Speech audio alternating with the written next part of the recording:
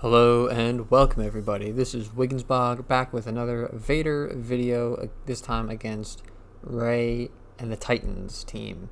So I have three variations in this video, one with HYoda right now, another one with Watt, and then another one with Jedi Knight Revan lead with Watt.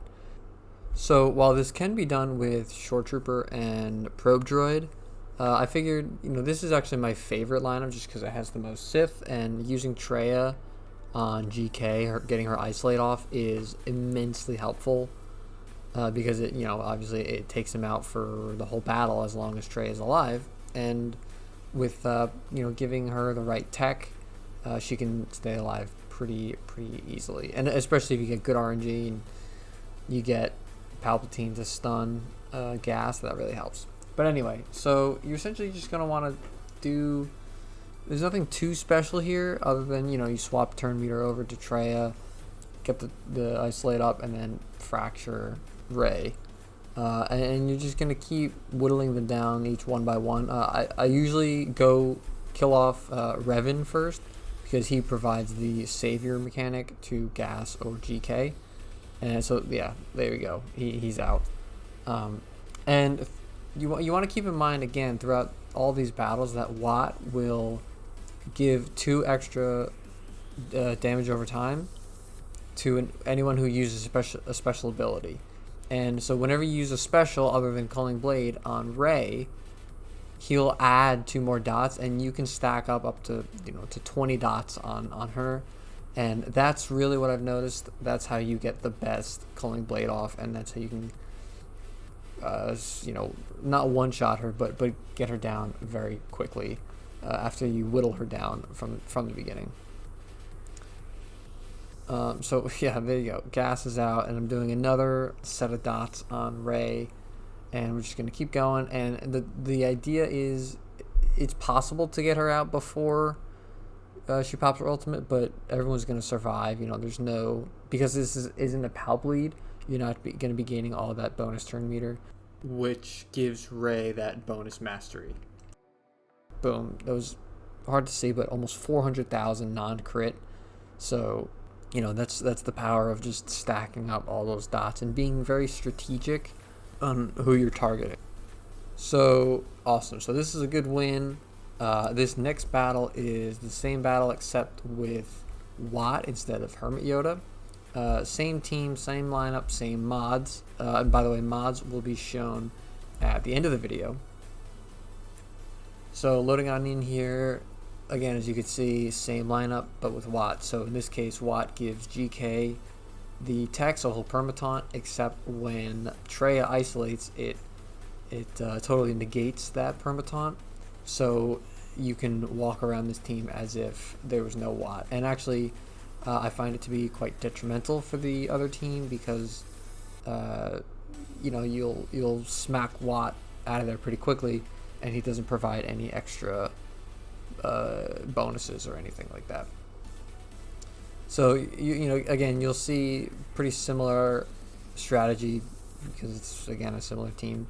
I like to swap turn meter here, give the isolate, and then just keep running circles around this team. You are going to, Revan is going to eventually at some point mark Traya, and of course, again, as I said, best RNG is that you stun gas, but if not, just make sure to put the health tech on Traya, and so every turn that the enemy takes, she'll be gaining health and protection, so that'll keep her alive as long as possible. But with gas stunned, of course, it's a lot less damage. So I'm gonna let the rest of this battle play out. You'll see it's pretty similar to the other one. But I'm going to hop back in. There's a third video with Revan lead, which it's a little bit tricky because you have to, because he grants the tenacity up in the beginning. But I'll hop back in just a few moments.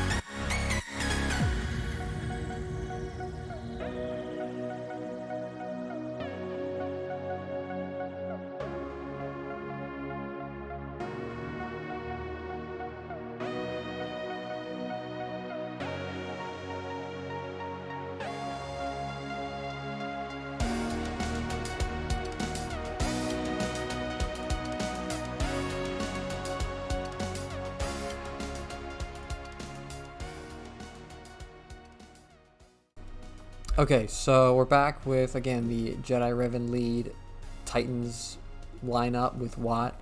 And so for this, I put in Palp lead because you really need to gain bonus turn meter to outspeed them in this way. So you want to stack up as many dots on Rey as you can, just as usual, and do your basics and do your rounds on the enemy team. And at this moment here is why it's good to have Palp lead, because Vader will do his Force Crush again, and he'll only land debuffs on Rey, but that'll be enough for him to gain enough turn meter to take a second turn. So you really just want him to gain as many turns as possible, and it also allows Thrawn and Palpatine to go before, ideally before Gas does. And you're not going to be able to get a stun, but I find that the offense up is just a big help in all these battles.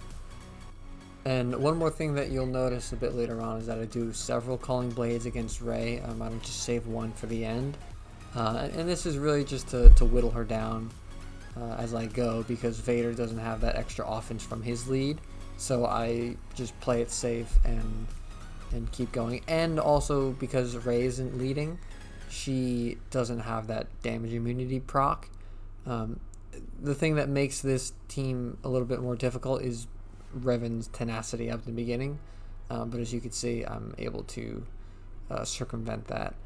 And especially with Rey's ultimate coming up, she doesn't do any extra damage, because if she's the lead, she'll gain mastery stats based off of if your team is gaining turn meter, and she doesn't do that. So that's really good. You can just kind of wait it all out and slap her again at the end. So there you have it. I'm going to let the rest of this play out.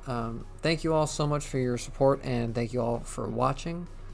Please be sure to subscribe so you're not missing anything on any new counters. I'm planning on covering the galactic challenges that are coming up.